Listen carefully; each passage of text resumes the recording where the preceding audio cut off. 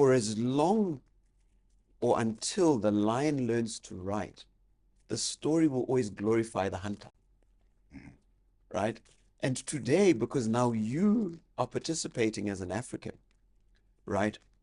Those lions are now starting to be able to tell their own stories. I think I mean, yeah. quite honestly, I find it quite instructive, and it's stereotypical of how Africans will always be portrayed until we start to tell our own story, right?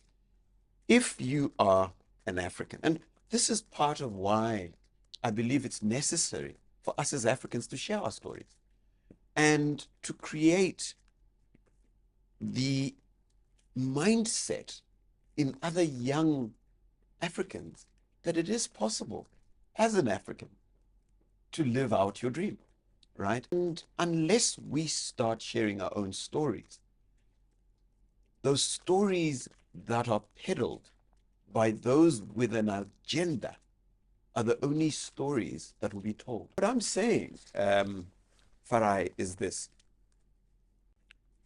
If there is any Black success, it is always attributed to a politician. It is always attributed to corruption. It is always attributed to illegality, right? But why can we, in this day and age, still not believe that Black entrepreneurs can successfully create enterprise?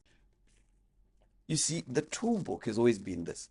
Once you can't compete directly, the tar and feathering is the next step, right? Call them a monster.